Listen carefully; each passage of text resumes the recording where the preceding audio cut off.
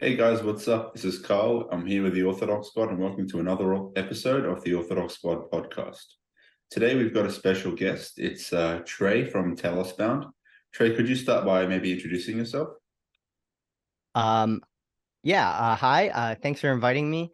Um, as you said, I have a YouTube channel called Bound, and basically I started off just making philosophy videos. I already converted to Orthodoxy at that time, but I was a catechumen, so I didn't want to make videos about Orthodoxy yet. But last year, so last Pascha, I was baptized, and around that time, I started making more explicitly theological videos.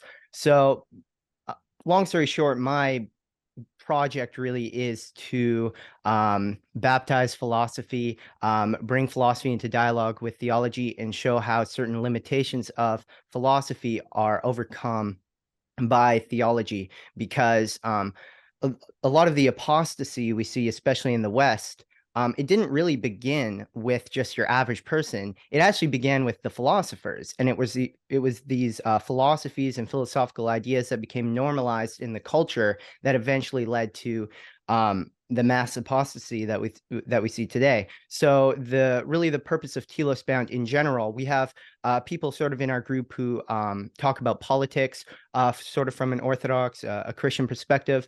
We have people who talk about, we even have some people who are interested in like language and stuff. But me personally, I'm more into the philosophy side of it. So on my channel, you can find a lot of videos on. Some are just like basic theology stuff, but a lot of them are sort of analyzing certain philosophers, mostly modern philosophers, just because I'm not as well read on like the ancient Greeks as I should be. But yeah, so really philosophy and theology, and explicitly not just sort of like some watered down Christianity, but orthodoxy.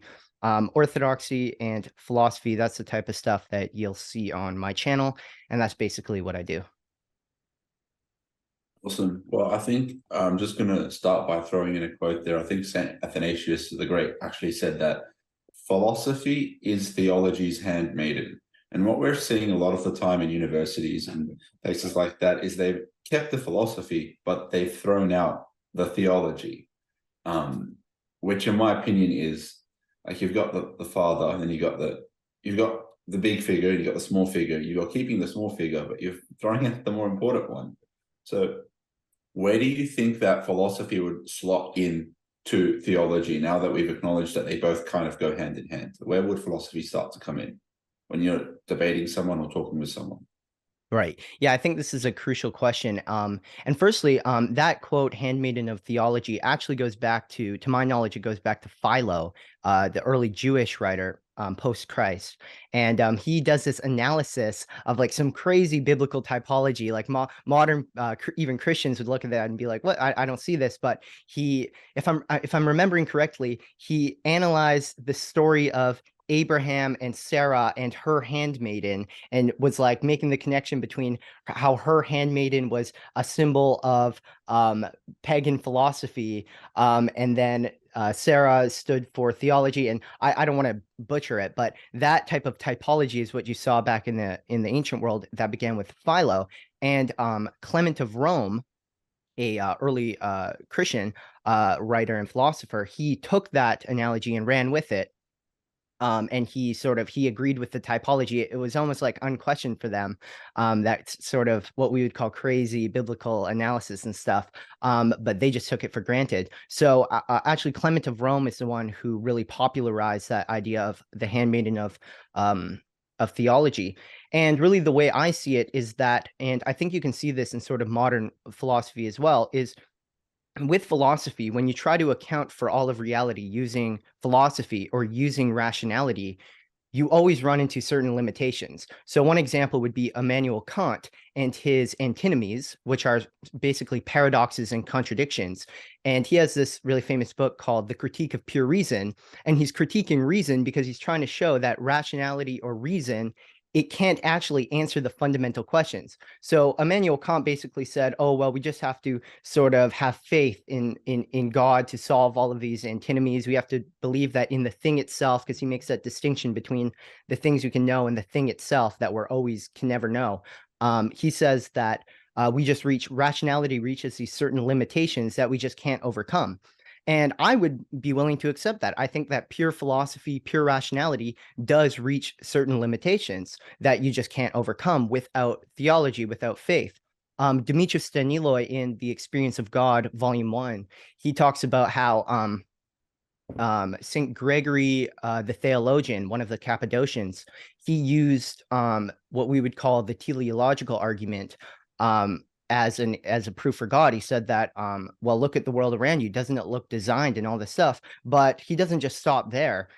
He says, well, after that, St. Gregory says, well, this is just like sort of like these are cool. These are like these facts, philosophical proofs for God. But what is more fundamental for us is apophatic knowledge of God, which is the experience of God as a person. And the only way you can have that sort of knowledge is through faith.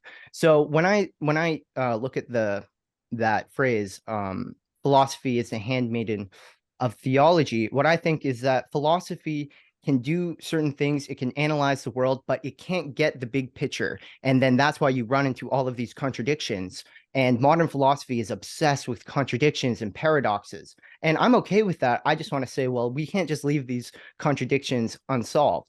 So what it means for philosophy to be the handmaiden of theology is that it can help sort of push us towards God. And like, yeah, the creation reveals the glory of God. That's 100% true. And we can make sort of, if you want to call it natural theology type of arguments for God, but these are always inherently limited.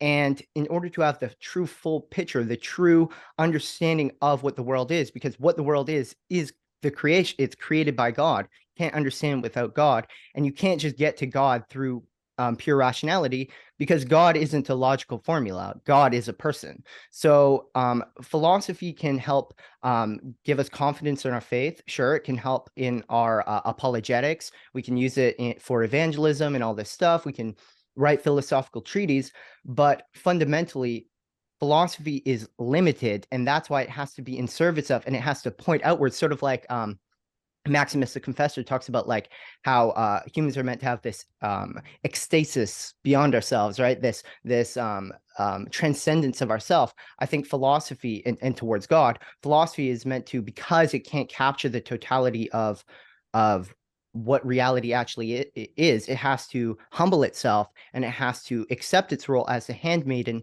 that can get to true things, but ultimately needs to point people to God and ultimately to faith. So you have rationality and faith. They're not in contradiction. Actually, I did this recent video called Towards a Communal Ontology. And communal ontology is sort of, I'm borrowing the term from theologians like Nikolaos Ludovicos with his Eucharistic ontology, and John Zazula's with being as communion.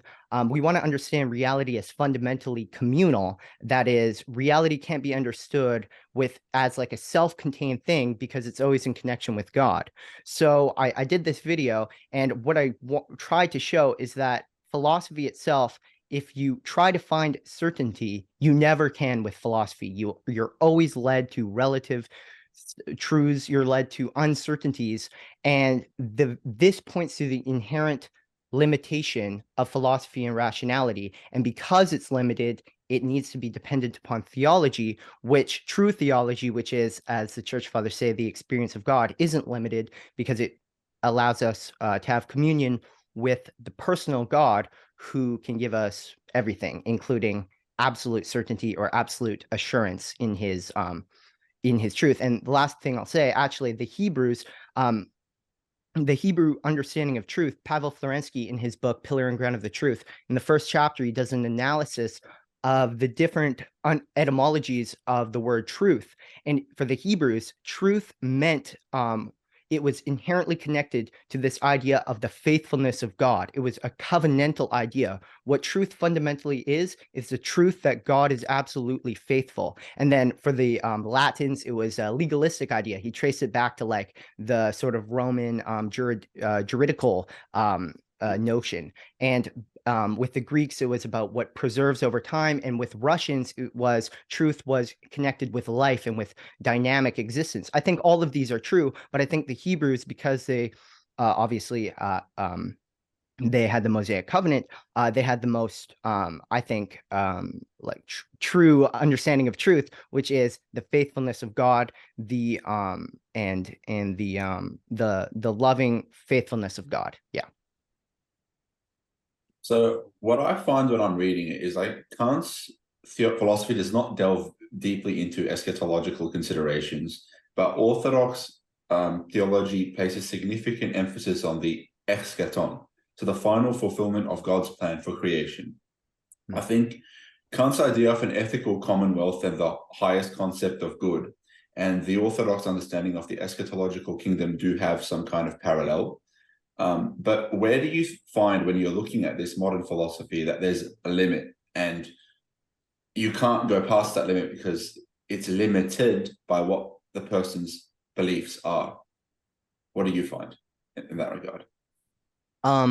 Well, firstly about eschatology, I think that's really true. And I think that a true ontology or true metaphysics is ultimately an eschatological thing, because when we're doing metaphysics, we're trying to figure out what is being, what is the meaning of existence, what is existence. Well, ultimately, we believe as Orthodox Christians that yes, we do exist, but there's a certain sense in which we are less than the fullness of existence, because the fullness of existence only becomes revealed and truly occurs in the eschaton when God is fully united to creation. Because it's a fundamental, and this is what modern theologians, like not just modern, but especially modern theologians like John Zazoulas and Ludovicos, as I mentioned, Demetrius Sanilo is really good on this. The meaning of reality, what existence fundamentally is. Well, it's creation, and by creation, that creation always implies a creator. So with eschatology, we're talking about the final union of creation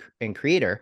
And this is the purpose of reality. This is what reality fundamentally is this being brought out of nothingness by God. It's this link and relationship we have with God. So I think that ultimately a true ontology ultimately is an eschatology, because for us, we have all these philosophers. And to answer your second question about the certain limitations of philosophy, I think fundamentally what secular philosophy and really non-Orthodox philosophy, to lesser degrees, it gets worse and worse as we what Nietzsche calls the death of God, as we get deeper and deeper into this secularism. You try to understand reality as a self-contained whole, as something like sort of like the Tower of Babel, instead of having this link, this humility, right? Like philosophy is meant to be the handmaiden of theology. Instead, philosophy tries to encapture everything and close everything within itself. I think the quintessential example of this is Hegel and his philosophical system. He thinks you can go from the most basic concept, which is pure being, and then you get to absolute knowing, and then you have the subject who has absolute knowing. He's contained all of reality in himself, in his own mind. But for us, this is impossible, and this leads to certain impossibilities and certain contradictions that are inherent to philosophy. And I think like the fundamental one is just the fact that you can always doubt everything, really. You can always, as from a purely philosophical standpoint, for example, my experience, how do I know this isn't just an illusion? I mean, I don't think there's really a good philosophical answer to this. And insofar as there is one, it usually has some sort of, it's depending on a theological notion that it's not really necessarily recognizing. But these sort of limitations that you get with philosophy, and then you have modern philosophers like Slavoj Žižek, who's the biggest example, who's just the philosopher of contradiction, who just affirms contradiction. He says that, yes, reality is contradictory. At the heart of everything is just this contradiction. And his idea is quite, I actually, what used to be a Žižekian, and it brought me to Orthodoxy, because I think he kind of discovers the fall unintentionally, because he says that at the heart of the human being is this void, this self-relating void that can't have communion. He doesn't use that term, but can't relate to anyone else, because we're just this isolated, self-divided, contradictory being. And then when I started looking into Christianity, I'm like, oh, well, we kind of say that, but we believe there's a solution to the contradiction, right? There's a way out of this, and it's theosis. So that actually, I actually was brought to Christianity through reading Zizek and sort of becoming dissatisfied with his takes. But So those are the sort of, like this type of stuff, like the philosopher of contradiction, like all this stuff. I think the fact that we've got someone like the philosopher of contradiction who's willing to just say, yeah, reality is contradictory, obviously absurd, but the fact that we have this guy, we no longer have a guy like Descartes who will try and build this philosophical system and have absolute certainty based on the self, based purely on the self, not based on God, but based on the self. And I think this is sort of a manifestation of this logic of pride or of self-reference, where trying to contain reality in yourself, build upwards from the foundational truth of the self, like the Tower of Babel, as I said, like building up towards God instead of recognizing that we can never build up, but we have to receive the revelation. And then we can, from that point, build our system.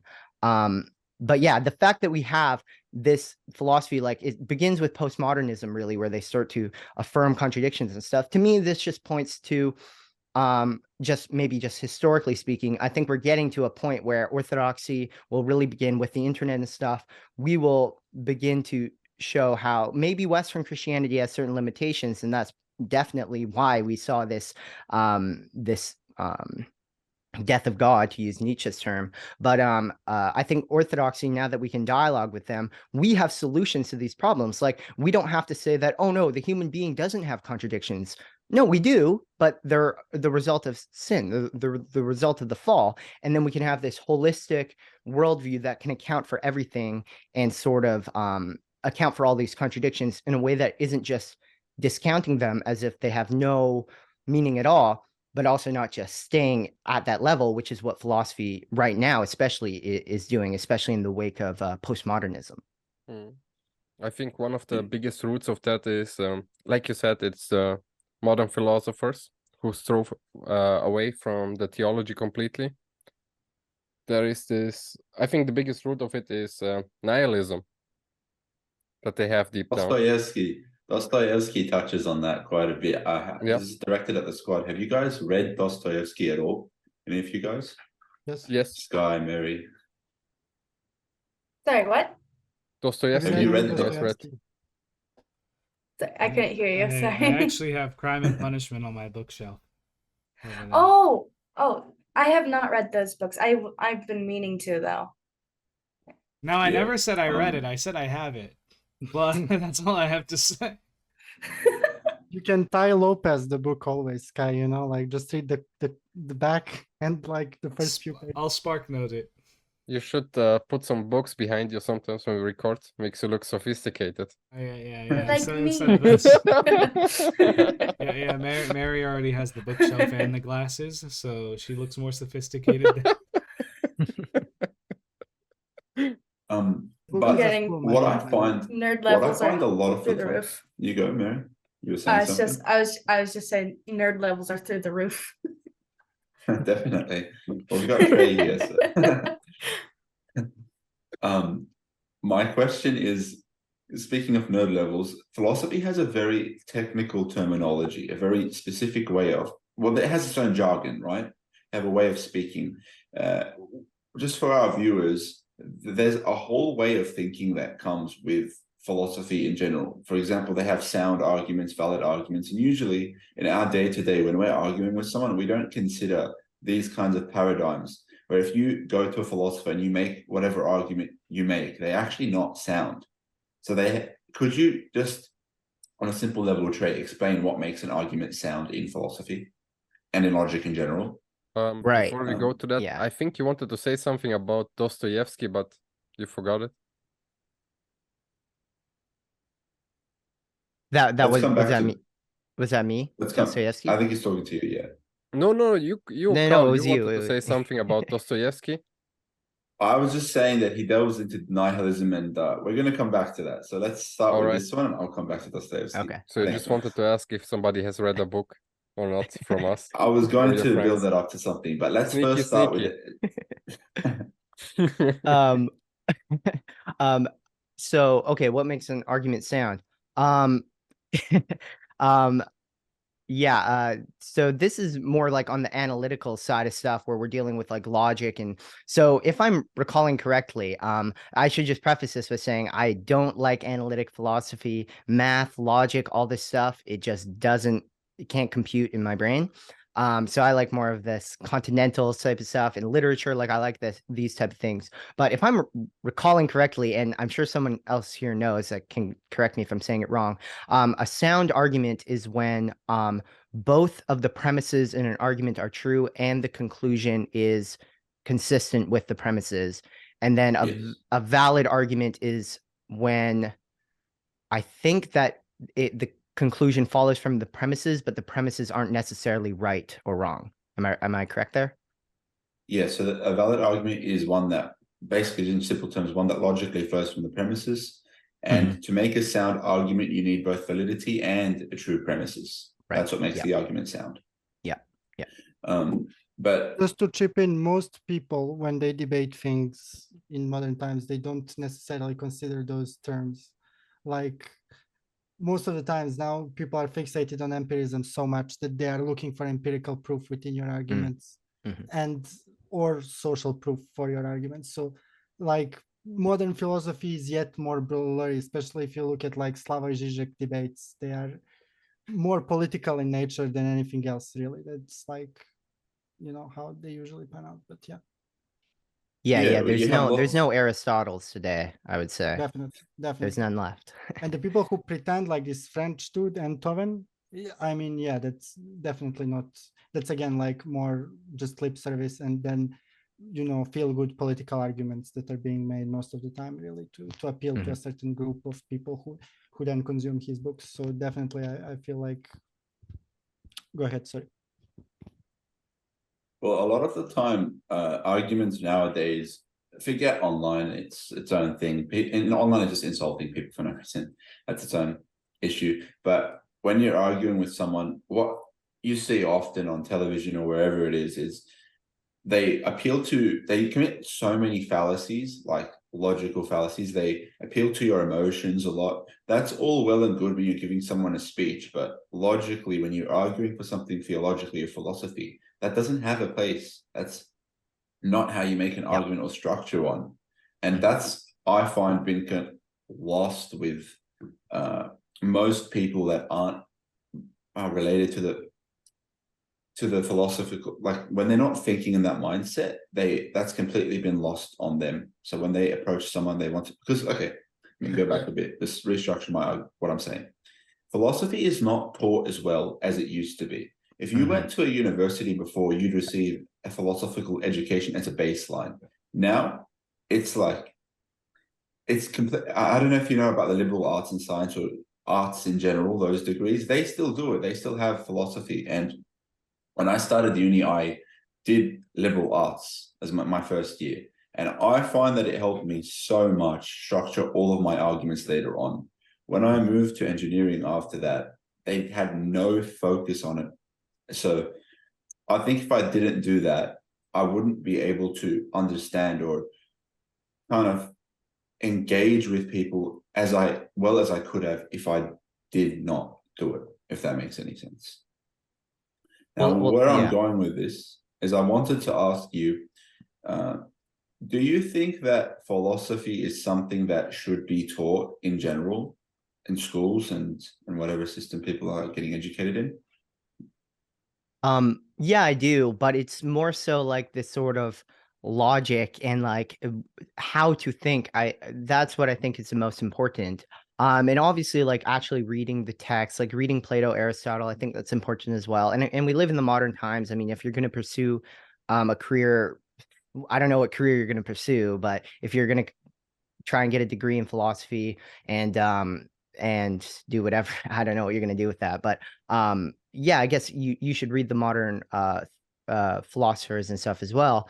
But like as you were saying, academia is so like I graduated high school last year and I started Telos Band because I was like, I'm not going to any school around here, at least, because I know what they teach. I don't want to learn about, you know, gender theory, critical race theory. This is the type of stuff that you'll learn in philosophy class. I'm sure before you learn probably the laws of logic, you know, like this is the type of stuff they're pushing.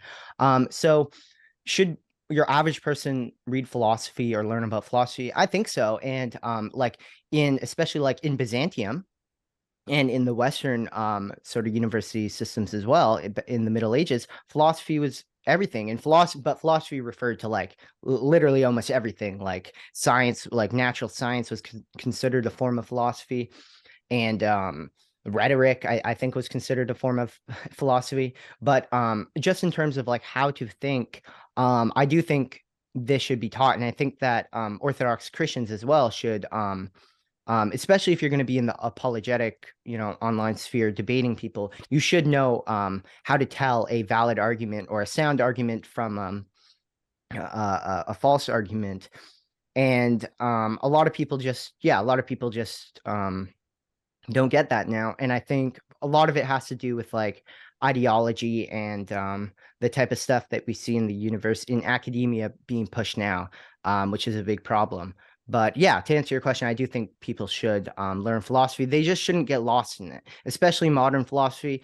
I don't think, unless you have a specific reason to read Derrida, I don't think you should be reading Derrida, like, unless you have a lot of time, because you're going to get a lot of nonsense and maybe some truth here. And especially if you're not equipped with sort of the Orthodox mindset, it can be dangerous, and it can be confusing, and it can be depressing, because a lot of these guys are super depressing. Like, as you're saying, like nihilism, this is a big thing. It's almost like an unquestioned presupposition now that of nihilism and atheism. I remember Zizek did a debate, and he was talking about like they use theological ideas to refer to philosophical ideas. So they'll talk about the death of Christ, and for Zizek, he doesn't believe that Christ was God. I don't even know if he believes he was, like, he definitely doesn't believe the Gospels are true. He's an atheist, right? So like he talks about the death of God as like a philosophical concept, which for him is like the point where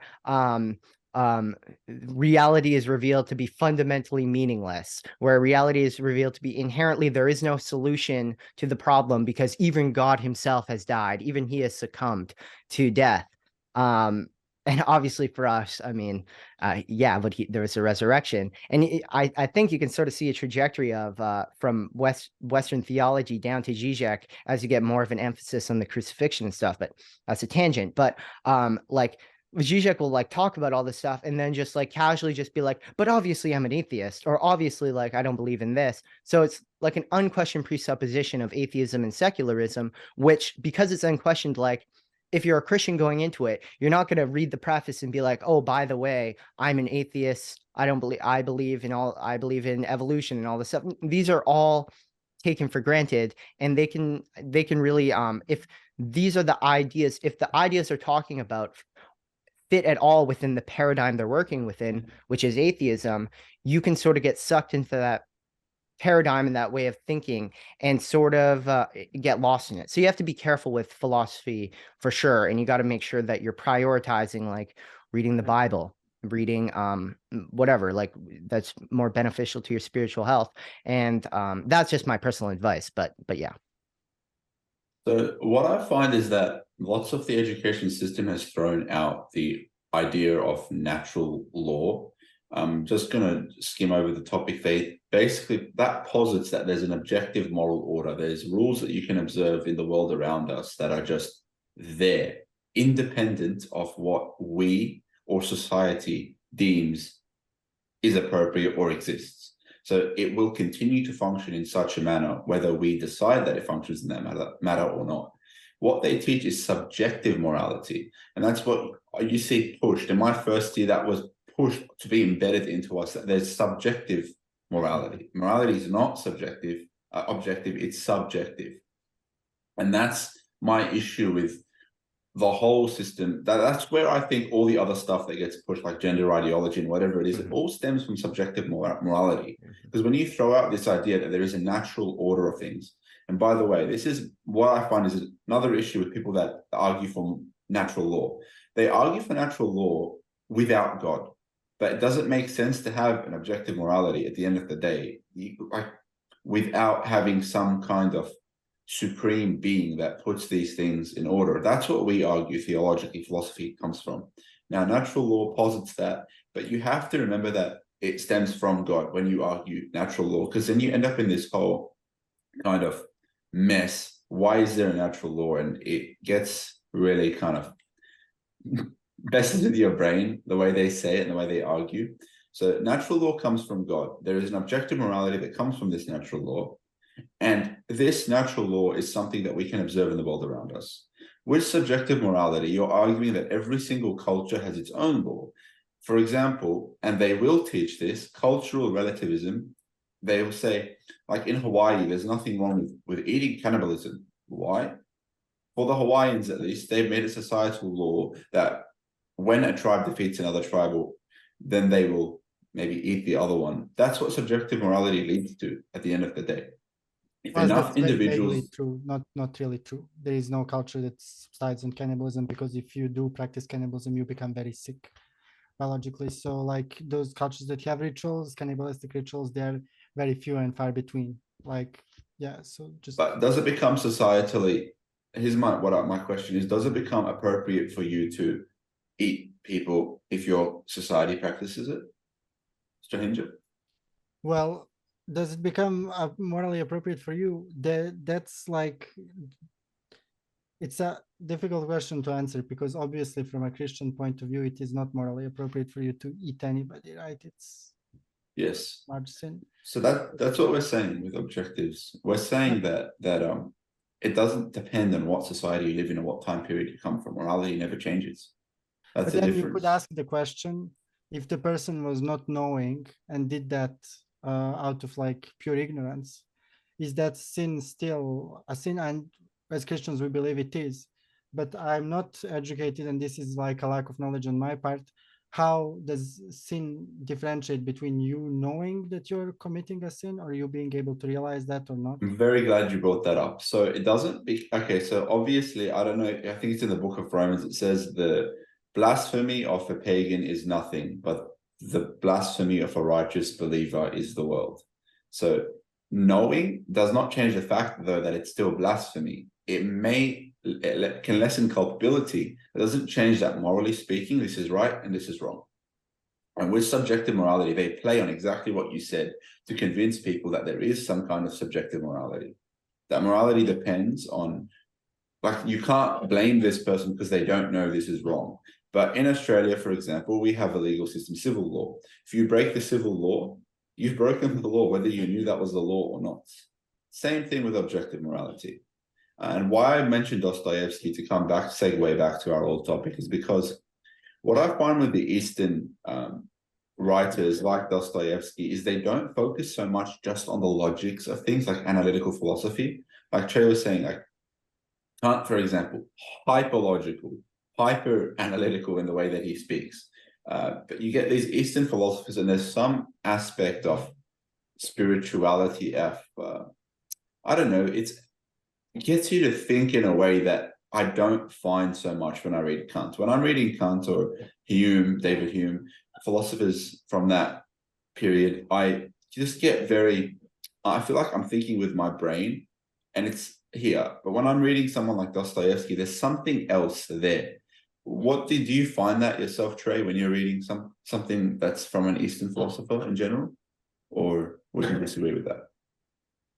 Oh, no, I agree with that. Yeah. Like Kant is sort of, yeah, he's an example of sort of this hyper rationalism that you get with the West, and it's not edifying at all. You know, it's kind of boring. But yeah, like even just reading St. Paul and his epistles, like if you come at it with like, if you come at it like thinking like, what is, like, even from a philosophical perspective, like what is he saying? What are the concepts he's using?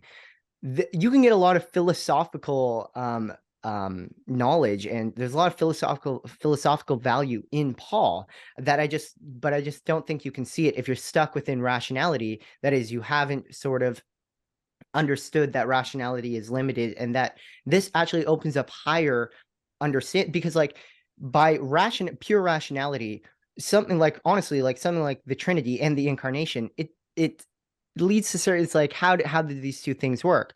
But I think like what we see with like, as you're saying, to bring it back to like this idea of subjective morality and subjectivism, I think like even if there's like some debate over your point about cannibalism, it's true that once you sort of center reality in the subject, in yourself, which begins really with Descartes, right? His whole philosophical system is based on the self and the certainty of the self.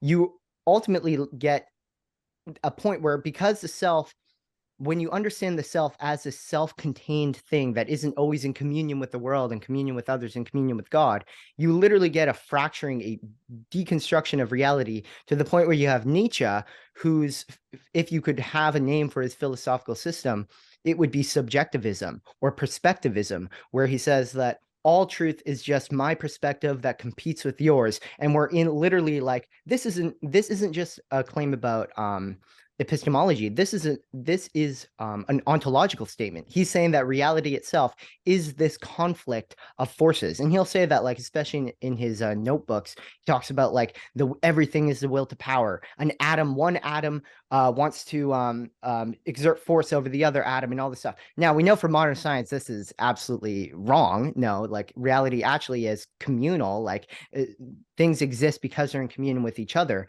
And like, for example, even myself, yes, I am a distinct person, but who I am cannot be abstracted. Like using rationality, you can't just take me and put me in a vacuum and just say, this is who you are, and who you are is everything like right here, because what I became and how I grew as a person cannot be disconnected with my relationships with other people, and of course, ultimately with God himself.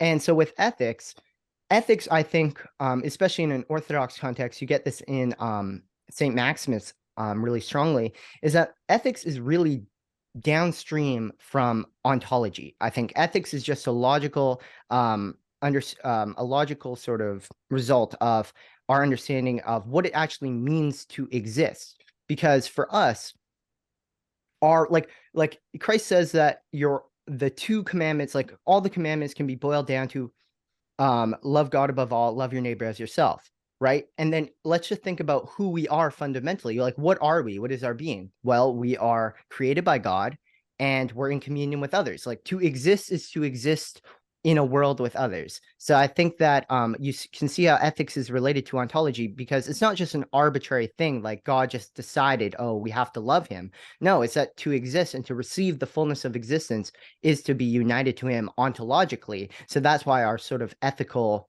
injunction is to love God and to love others, because love is, as St. John says, God is love, right? So like existence is love. So to act ethically is just to act like, as Maximus will say, it's to act according to your telos. It's to act as you are according to nature, right? And our nature is meant to be, we are meant to be deified, and we are meant to be united with God. That's why sin, while it is like ethical, it's like it's wrong to do, objectively wrong. It's objectively wrong because it's literally it's a sin against nature, in the precise sense that it's like, if my purpose of existence is to be united with God and sin divides me from God, well, that's why for us it's wrong. It's because it's ontological. And I think that's really important. And you sort of lose that in Western Christianity. I think you lose, especially in Calvinism. Like if you read the Reformed guys, they say that no, the fall wasn't ontological. It was purely a ethical thing. And then God, because he is just, he had to punish Adam and Eve. We don't really believe that. No, it's like there is an ethical component, but it's because God is infinite, right? I got this from Seraphim Hamilton. God is infinite. To move even slightly away from infinity, anything less than infinity is infinitely less than infinite. So we return to nothingness by definition, and that's death. So yeah. Sorry for the tangent. No, That's it's good. fine. That was good. That was awesome. A lot of the stuff, you went to a lot of stuff, so to multiple points. Other words in my brain, they don't function at this late in the night. Yeah, it's too late. I'm scrambling for words. But a lot of stuff that you mentioned, I saw in a very good video by Father Peter Heers, where he actually went through philosophy and orthodoxy. And what I really like when he went through that video was one point that you mentioned with, for example, the letters of our saints. He said, for example, the church fathers, they used philosophical language, but they weren't philosophers, so some modern historians claim, because they were the church fathers, they were theologians, and they were telling us the truth, and that there is only way to the eternal kingdom, and that is through Christ. So for the people who haven't watched the video, I really recommend that video. It's a short one, but he goes through some points, and Father Peter here always explains them very nice. The yeah, whole yeah, I know what concept of video. Yeah, it's a good the video. whole concept of theosis and the nous is something that's missing from, I find, Western philosophy. And it's very important when you understand that. This one, I know St. Athanasius said that, what is it? Man became God so that, no, sorry, God became man so that man could become God. That is Athanasius, right? So no correction needed. That's the correct quote. And that's what theosis is, that you're not becoming God with a capital G. There's only one God, but you're becoming like God. So you're partaking in the divine nature through the grace of the Holy Spirit and the Trinity. That's what this notion is missing, because in Western theology, you're there to observe the divine beauty, the divine, it has a name, some fancy name. They use a lot of sophistry. You're there to observe the divine life, and you're not partaking in it in the same way that you do in Orthodoxy, where you're actually part of it. So, like you said, it's communal. Reality is communal. We don't believe in pantheism, as in everything is God, but we believe that everything, I don't know if the word is panentheism, where everything has some aspect of God given to it. There's still one source, right? But God goes out into all things. And you've all probably heard this analogy so many times. It's like the sun, the rays of the sun, and you're receiving the warmth of the sun. So you're partaking in some way in the sun's essence. And that's what Orthodoxy teaches. Now, Isn't that the energy rather than the essence? Yes, essence energy distinctions, exactly. Yeah. And I really like that whole analogy. And to me, honestly, it's just, you always have to come back to, okay, if man is fallen, right, how can man be restored to his original nature? And that's what theosis teaches you, that you can go back to that original nature, that's communion with God. Evil is not its own thing. Death is not its own thing. They are the absence of these other things. That's, I think, something we could elaborate on for days. But are you guys familiar with this? Like Mary and Sky? Yes. I feel like Sky hasn't said anything, but let's start with Mary. I wanted to make a point, like you started differentiating, and I don't think we have time to dig deeper in it, in difference between Orthodox theology and then, Roman Catholic theology and more Western theology. And often Nietzsche, I feel, is like misunderstood, because historically where he's coming from is, I think, a deep-seated feeling of being failed by Catholic theology and being failed by the institution of the church. And I feel like his statement about death of God is a call to return to some kind of, he's trying to touch some kind of source, he's trying to touch some kind of reality with that. And he finds reality in individualism. Of course, individually that failed him. We know that from his own life. But we need to put in perspective what was the state of the church in Germany in his lifetime, and it was really bad. So I don't know that he have access to Orthodox literature or not. I have no idea, but still he didn't have a consideration for it in his writing, at least. And so, like, oftentimes, how this whole climate of moral relativism came to be is that with the scientific method, that was pioneered in the beginning with Christian people. And I had this conversation with a French gentleman who happened to be actually a lawyer. And I will come back to topic, don't worry. And how scientific method in the West then slowly started to give that kind of false sense of confidence to the more technically developed individuals, the individuals who started to have more and more material technology, to feel like they don't need church and they don't need God anymore. And that sparked like modern philosophy. this kind of desire to empirically justify every decision. For example, when you read Slavoj Žižek or you listen to him talk, I'm using him as an example, he's a socialist. He wants to distribute the will of the majority. And he thinks very arrogantly that himself in his mind with technology can discern what is good for majority of men, you know, for society by and large.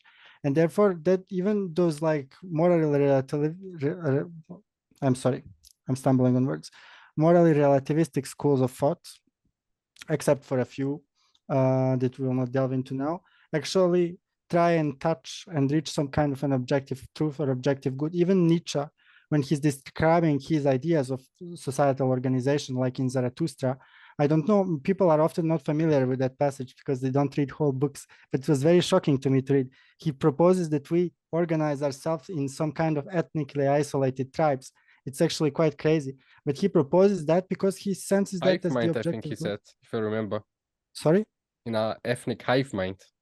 Yeah, that's right. He like some kind of like Slavs there, you know, Gauls there, this kind of like some kind of like ethnically pure systems, which completely crazy. But he was justifying that as, yeah, that's empirically, that must be objectively the best thing. And, you know, this is just the consequence of people not being humbled by, you know, faith and not having any like spiritual experience of not walking into a church and not like being able to get to that. So that's why I want to be as lenient as possible when I talk about modern philosophy. I don't want to jump to judgment too fast, because often, like, if you hear maybe hesitance in my voice, I want to, like, for people to realize the difference between, you know, us who have had, you know, been blessed to experience the church and experience, you know, what holiness is, and, you know, the rest of, you know, especially thinkers like Nietzsche, who lived a terrible life and then who resorted to his own kind of logic. And still, I don't think that those writings are without any value, because they can be useful tools when one is learning how to write, when one is learning how to think. Of course, never taking literally what that person wrote, because, you know, we know it's not true. But still, sometimes I feel like on the podcast we are maybe harsh with Westerners, and I just wanted to point that out. Oh, you got the pointer. But for me, for example, the biggest difference was when I read like let's say Nietzsche again, or someone like Bukowski, where when I read them I felt like very deep nihilistic thoughts, because they made the world seem dark when you read like more sad parts of their book, or like, you know, more depressive parts in the books. But on the other hand, when you read Dostoevsky, who also dealt with a lot of chaos that he saw and he wrote about, you didn't saw the world as dark, but those events. And you could, when you read further, you can see there is a solution to that. There is a better way to that. And how we can overcome these things. Even in sad moments, Dostoevsky can try to make you some hope for the characters. That was my biggest takeaway. Mary, I think you were going to say something earlier. Do you want to elaborate on that? It was more of like a side note thing from something mentioned way earlier. Is what I find interesting about like ancient philosophers is that they always had this slight idea of God. Like they had like some idea, like Plato and Aristotle. They paved the way to Orthodoxy coming to Greece, you know, with the Logos, especially. They had the idea of the Logos, like God planted that seed in them. And we even have like a sort of icon, like they don't have halos or anything because they weren't, you know, the Jews, but they still had something. So on my office, we have the image of them. And there's a story of Plato where Saint Anastasios had been actually slandering Plato and like putting him down and all that. But then he had a vision where Plato appeared to him, and Plato said, like, I was a sinner, I don't deny that, but I was one of the first to know Christ when he came down to Hades. Mm-hmm. So, and that's why, like, it's incredible how just the original Greek for the Bible is like, in the beginning was the Logos, Mm-hmm. and the Logos was with God, and the Logos was God. And the same with China. There's a book called the Christ, the Eternal Tao, I believe, and I haven't personally read it, but I've had someone who've read it tell me that there was the idea of a Tao, which was the Chinese version of the word way back when. And of course, they didn't have it completely 100% right, but they still had something. And then when Christianity came, it corrected it, and we have the translation for the Chinese is in the beginning was the Tao, and the Tao was with God, and the Tao was God, stuff like that. I find it really interesting how some, like you pointed out, so that they had something. Like sometimes philosophers get super close to like get drawn back to like a Christian idea, but don't quite have the full like a perspective, yes. the full picture. Yes, exactly. So like he said that there was a philosopher who had a basic idea of the fall, like he started coming to the, but didn't have the full understanding. Like God gives us these little seeds, but we have to, find that out for ourselves by finding the church. Right. Yes. Yeah, exactly. Seeking the truth. God will provide As it. Saint Cyril says, I think this has resonated with me quite a bit. Not everything that a heretic says is heretical. So why that's important is because people always discredit someone's argument like before they've even spoken, just based off whatever worldview they hold, which is a very dumb thing to do, because I know for myself that I don't know everything. I could be arguing with this person, and then it turns out that's actually my own theology, or that's actually what I'm supposed to believe, or that's the truth. And because I'm not well versed enough on the topic, I've just discredited them based off who they are as a person and ad hominem them in my head. So that's something I think, like Mary was saying, people outside the church can get pretty damn close to a truth anyways, without actually getting the entirety of it. And Sky, I was going to ask you, Sky, you've been silent the entire podcast, so now's your chance to tell us what you think. What I think. What do you think of this? On the whole thing regarding philosophy and theology? Anything you have to say, anything in your head based on this. Anything that I have to say, I mean... Or What's maybe your you're still favorite ice thinking cream? about that Twitch stream. My favorite ice cream, vanilla. Vanilla is the best ice cream, hands down. And that is Vanilla? that is not a subjective reality. That is very The objective reality, yeah. No, I think I mean, I recognize the fact that we definitely, things need to work hand in hand. And I can't remember the saint that said it, but it was on pagan philosophy and stuff. And a saint it was one of the saints, he said, yes, there is some truth in these things, but you have discernment now, so take the truth out of it, discard the rest, essentially. And I forget, I don't know which saint it was, maybe Trey knows, but he basically, essentially it boils down to, yes, there are some truth in things that happened before to pave ways, to set up, to pave ways for Christianity and all of that, to expand into certain areas, into certain people's mindsets. But in the same way, in the same way, it was paved for the Jews through the forerunner, John, St. John the Forerunner, or the Baptist in the West, which he wasn't a Baptist, sad to say. Anyways, outside of that, non-denominational Baptist. He actually had a megachurch. There's a reason you guys kept on saying in the beginning there was the Logos. That was actually just a Greek translation, but they were speaking King James English in the I guess we all have to become Baptist. No, but basically in the same way that was paved for the Jews and all that, and he was the forerunner to get the people ready, in the same way that these, in a sense, those who were pagan in their life that lived way before Christ kind of paved the way with their ideas through by the grace of God to help their populations accept Christ later. So it's kind of like little seeds. It's like little seeds planted all along the way. And boom, next thing you know, now you have a great fruitful field. So yeah, that's my take. I wanted to just very shortly, I promise this will be a short one. Often philosophy exploration of thought can lead to technology of thought, ways of thought, like systems of thinking.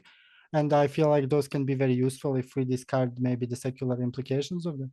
Like, for example, the Greeks may brought a lot of very useful technology of thought. I feel like I use in my, day-to-day thought experiments. And just as the Enlightenment thinkers of France brought us a lot of, but they had a Christian background, some of them, but not all were not devout believers. And so, sorry about that.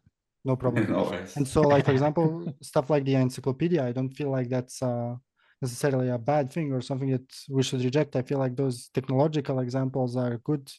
And as I said last podcast, the church adapted pagan technology, and it did it well with the blessing, and I feel like that's what we should do. I feel like I say this like every podcast, but what really brought me to faith recently was reading Soren Kierkegaard, who is definitely not Orthodox. I think he was of some Protestant belief, but he makes a moral argument for belief, which I love. I use it all the time. I use it when people ask me close to me, why do I believe and how do I view like faith and stuff. And I get that from a guy who is not Orthodox. And now if he was to start, if I discovered some of his writings that are against Orthodoxy, of course I would discard that. But what I've read from his work, that moral argument that as people, we need to make that leap of faith and we owe to ourselves to believe in God, that really resonated with me. And I recommend to most Orthodox people to read, his works. So, and just one thing on Kierkegaard, can I say one thing on Kierkegaard, just because I think it's relevant to this, is that I mentioned Hegel as sort of the perfect example of sort of a philosophical 666 or a philosophical Tower of Babel, trying to have a philosophical theory of everything. Kierkegaard was immediately after Hegel and was Hegel's biggest critic. So he was trying to say Hegel with this philosophy is just it's incomplete, and there is that necessity of the leap of faith. So yeah, I agree. Kierkegaard is really is really good on that. Yeah, definitely. I also wanted to mention that it was Saint Basil that made the comment on pagan philosophy, and he said that he basically stated the Christian's goal to essentially achieve like theosis and all that. And he said, and therefore should glean whatever good can be found in pagan literature and reject whatever is not, like whatever's not there and good. So, yep, it was Saint Basil. There you go. Could I just talk about the Greeks briefly, just because like everyone was talking about them, and there's it's really true that I do think they did pave the way for Christ. And like just in terms of philosophy, like Socrates was martyred. The reason why, not martyred, sorry, he was killed, executed for the reason why, like his the court or whatever, the reason they gave was that he was slandering the gods of Athens, right? And Socrates, according to Plato in his dialogue, Socrates did have a sort of monotheism. The one thing is that with Socrates, Plato, and Aristotle, what they didn't get is that God was personal. For them, it was the highest principle, right? But they would critique the pagans and stuff, like the idea that evil is privation, like evil isn't real. That comes from Plato. Like in the critiques of sort of the vulgar paganism that you get with the Greeks, that was critiqued by Socrates, Plato, and Aristotle. And I don't think it's a coincidence that so many of the early church fathers, one example being Saint Justin Martyr, they were Hellenic philosophers. St. Paul debated with the Hellenic philosophers. I have no doubt that he was really well read on these philosophers. Dionysius the Areopagite. I know people. I tend to lean towards the belief that they're authentic writings by the guy himself, but he was lived in, I believe like the center of philosophy, and that's why that kind of explains why he was so well read on philosophy. If you take my crazy view that they were authentic writings. But last thing I'll say is that I don't know if you guys know Seraphim Hamilton. He's my favorite Orthodox YouTuber, good friend, and he's well known for his crazy typology. And he talks about, just mentioned in a video, that there's an odd link between Aristotle, who I do think prefigured Christ, like so many of the church fathers paved the way for Christ. So many of the church fathers depended on Aristotle. There's a strange connection between Aristotle and Joseph, who sort of paved the way for the Mosaic covenant. Joseph was the right-hand man to the most powerful king in the world, the Pharaoh of Egypt. Aristotle was the right-hand man to the most powerful king in the world at that time, Alexander the Great. So I started looking into this more, and I made a video, and I realized I discovered these weird coincidences between the three main philosophers who sort of prepared the Greeks for Christ, and the three main patriarchs that prepared the Hebrews for Moses. And the revelation of God at Sinai. So the three patriarchs would be Abraham, Jacob, and Joseph. And then the three philosophers are Socrates, Plato, and Aristotle. And there are so many overlaps, like Abraham and Socrates were both men who wandered around accumulating followers and stuff. Jacob and Plato isn't actually his real name. According to the legend that was passed down, Plato received his nickname Plato, which means like I think it means like big, broad. He received that name from his wrestling coach. So he was given that name change by his wrestling coach. And Jacob obviously wrestled with God and then received a new name from God, Israel. And then there's a link between Joseph and Aristotle, and that's that they were both counselors to the most powerful man in the world. So like you can believe that or not believe that these are like real, like I guess God made this providentially structured history to work in this symbolic typological way where you have these patterns. I find it convincing, but I think that was just sort of like a random tangent that on an old video I did. But yeah, like there's no doubt that the Greeks, the Greek philosophers paved the way for Christ. Like before Socrates, there wasn't even that sort of intelligentsia in the Greeks who believed in like a sort of monotheism, that evil was privation. There was like these were like very vulgar pagan type peoples that I don't think would have been as open to the gospel as they were after Socrates. And I don't think it's a coincidence that Socrates was killed for blaspheming against the pagan gods. I think I completely agree with you on that note. And what you have to remember, we mentioned these Greek philosophers a lot, and they have some truth there. There's people outside of Orthodoxy, they've got a truth. But the reason why we emphasize Orthodox is because we believe we have the fullness of the truth. That's all. Then when they have say there's only one truth. These guys, when they're correct, are not at odds with the truth. We have the fullness of it. And there's nothing wrong with entertaining an idea, even like a heretical idea. There's nothing wrong with entertaining it and thinking, okay, what if these premises follow and they go this way? If it's true, it's not true. If it's true, then it's true. It's actually a sign of maturity when you can entertain something that you disagree with and just suppose for a moment that you are the other person, entertain logic through their lens and way of seeing the world, and come to a sound conclusion based off the evidence presented to you. That's a sign of maturity. I, as an Orthodox, can talk with someone that I might fundamentally disagree with, but I'm very happy to just think, let's just pretend that their arguments are this, and that. And if it does not follow, that's it. Now, I think the way we're going to end this is I'm going to get everyone to tell me who their favorite philosopher is. And then I'm going to ask you, Trey, to tell me what is your what recommended book you'd have in philosophy, one recommended book and any last notes. So I think we'll start with Sky and I'll work down. Sky, what's your favorite philosopher? Marcus Aurelius. I mean, all right. Mary, who's yours?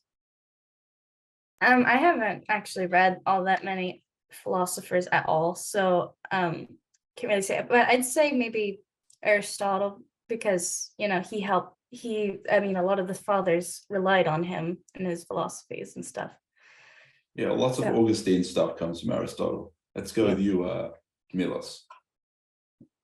I wouldn't call Dostoevsky a full philosopher, but I would like to take him.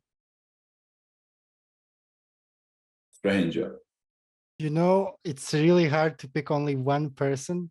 And as a proud Serbian and as an Orthodox Christian, I must say the American viewers need to read Petar Petrović Njegoš. He's How do you spell it? I will. We can spell it in the video description. I'm dyslexic. I don't know how to spell it in English. But Petar Petrović Njegoš, he was a Serbian Orthodox priest, and more than just a basic priest. I don't know how you say that rank in English, but and a very faithful, devout Christian, and also a very brilliant thinker. And his very famous work, Crown of the Mountain, not necessarily a philosophical work, but he has many deep thoughts that are really good, interesting. And his second book, The Light of the Microcosm, absolutely great read for our American viewers. So I will go with him, and I will recommend him in true Serbian spirit. Trey. I would say this might be cheating because he is a bit of a theologian as well, and he's Orthodox, but mine would be Pavel Florensky. He was martyred by the Soviets, and he wrote this book that currently in my Discord server, we're doing a book club reading of going through his book, Pillar and Ground of the Truth. This book really did change my life. I think Florensky is brilliant. There's certain things he gets wrong. He was kind of into the sophiology stuff, not as much as Bulgakov, but yeah, it would be Pavel Florensky, and then that would be my recommended book too. It would be Pillar and Ground of the Truth. Go read that book. You can find a free PDF online. It's difficult, but I think it's essential for anyone trying to discern the relationship between philosophy and theology, because the first chapter of that book is showing how philosophy or rationality is limited, and the necessity. He literally will almost as like a spiritual / philosophical analysis of pure rationality, and shows how it literally leads to hell. It leads to the hell of complete, utter skepticism and uncertainty. And then in this hell, then you have that moment where you have the choice to remain there, or to open yourself up to humble yourself, for rationality to humble itself and realize, I can't contain all of reality in itself. And this is what leads to him for the rest of the book, to have these brilliant theological insights. And he's thoroughly Orthodox in my view. So yeah, it would be Pavel Florensky and his book, Pillar and Ground of the Truth. That would be my recommendation. Oh, awesome. Well, my favorite one is probably Diogenes. That's a joke. My favorite one is what's his name? So I think Saint Gregory the theologian is my favorite. That does not count because he's the theologian. Then I would have said Saint Maximus. If we could have done Orthodox, I would have said Saint Maximus. Yeah. Yeah, same. My favorite one, I just resonate with Saint Gregory the theologian, but doesn't count because he's a theologian. Then I would say probably Dostoevsky. I'm just going to be blunt. If he counts as a philosopher, but I think he does. He delves enough into that aspect that he's a philosopher. Is there any last notes that you wanted to kind of just put out there, Trey? Maybe really briefly, I'll just say that if you're Orthodox, like I have encountered certain people, they tend to be big fans of David Bentley Hart, who reject polemism. They reject the essence-energy distinction. They reject the idea that philosophy is limited. And but I will just say, as an Orthodox Christian, this debate has been settled. I think this is a good way to conclude the podcast on the relationship between philosophy and theology. This debate was settled between Barlaam and Palamas. Yes. Barlaam was a hyper rationalist who would say things as crazy as the philosophers have greater knowledge of God than the Old Testament prophets, because they had this rational idea of God as actus purus, and therefore they're closer to God than the prophets who literally saw the uncreated light. This was rejected by the church. Barlaam was condemned, Palamas was vindicated, and his theology is the theology of the Orthodox Church.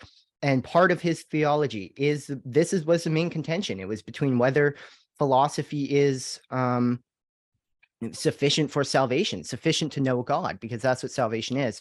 And we reject that because God is not a formula. God isn't something you can know rationally, at least not extensive, like in his fullness. God is a person.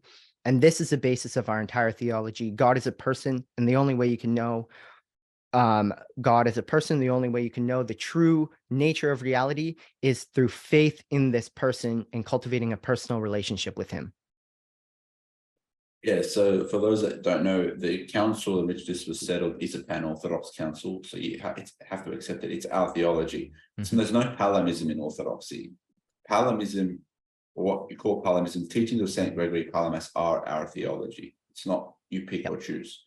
I think I heard Father Spiridon speak about that on YouTube as well, in more depth. All right, well, that's a video that you guys can check out, but yeah, that's settled. And I think it's funny that guy Barlaam ran off and became a Roman Catholic when he lost the debate. Yeah, that's just something to think about. But otherwise, you find this kind of Palamite essence energy distinction in the Cappadocian fathers. Have it on the wall back there. Saint Basil, it's not hard to find. That's our theology. That's settled, and I think it's a good note. I want to say a big thank you, Trey, for coming out and joining us for the podcast. Thank you so much. Thanks for having me. Yeah, wish to have you again. Thank you. It was a wonderful experience, and we could maybe go more in depth on a specific subject. I was kind of glazing over things pretty fast, but yeah. Awesome. Sure. That's an idea for next season. And I want to say on behalf of the Orthodox squad, Trey, and everyone, all of us, thank you for joining us, viewers. And really, we appreciate every time you guys watch. Thank you so much. See you next time. Example,